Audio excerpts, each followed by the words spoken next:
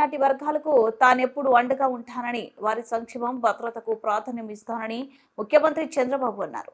రాష్ట్రంలో 5 ఏళ్లు జరిగిన చెడును ఆలోచించి మళ్లీ అది జరగకుండా ముందుకు వెళ్లాల్సిన బాధ్యత ప్రతి ఒక్కరిపై ఉందన్నారు.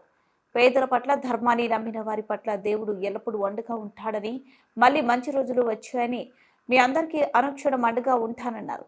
రాష్ట్ర ప్రభుత్వ ఆధ్వర్యంలో Vijayawada A1 convention semi Christmas వేడుకలను నిర్వహించారు.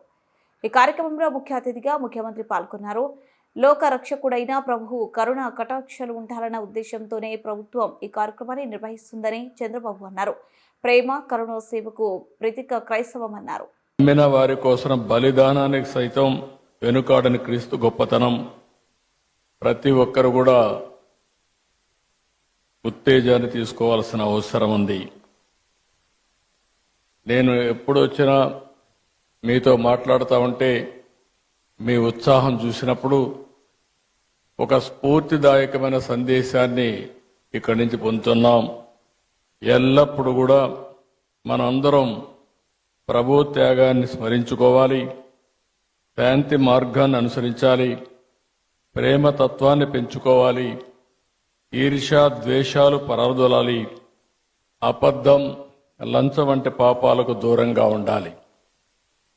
ఈరోజు రోజు రోజుకు విలువలు పడిపోయే ఈ సమయంలో కనీసం మనం చూస్తే డిసెంబర్ నుంచి జనవరి అంతవరకు కూడా ఫస్ట్ వీక్ అంతవరకు కూడా ప్రపంచమంతా పెద్ద ఎత్తున జరుపుకునే ఏకైక పండుగ ఈ క్రిస్మస్ అని చెప్పి కూడా నేను మీకు తెలియజేస్తున్నా. అందుకనే నేను కూడా మీరు ఒకసారి చూస్తే ఇప్పుడే కాదు, మొట్టమొదటిసారిగా నేను సమైక్య ఆంధ్రప్రదేశ్లో ముఖ్యమంత్రిగా ఉన్నప్పుడు గవర్నమెంట్ తరపున ప్రీ క్రిస్మస్ ఈవెంట్ జరపాలని ఆ రోజు ఒక హైదరాబాద్లోనే కాకుండా అన్ని జిల్లాల్లో కూడా కార్యక్రమాలు నిర్వహించిన పార్టీ తెలుగుదేశం పార్టీ అని చెప్పి కూడా నేను మీకు తెలియజేస్తున్నాను. ఎప్పుడు కూడా నేను ఒకటే ఆలోచిస్తాను, మైనారిటీ వర్గాల సంక్షేమానికి భద్రతకు ఎప్పుడూ నేను అండగా ఉంటాను.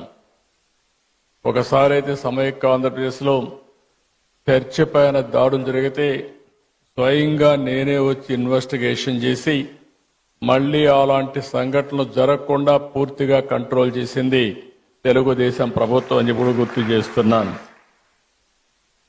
ఇంకొక పక్క విభజన తర్వాత కూడా మీరు ఒకసారి చూస్తే ఏదైతే క్రిస్టియన్స్ కోసం సంక్షేమం కోసం ఎక్కువ ప్రాధాన్యత ఇచ్చాం, చర్చల నిర్మాణానికి ఆర్థిక సహాయం చేశాం.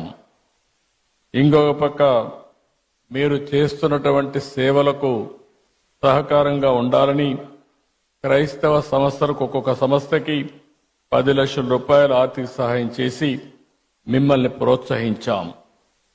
గుంటూరులో మీరు చూస్తే క్రిస్టియన్ భవనం కోసం 2 ఎకరాల భూమిని కేటాయించడమే కాకుండా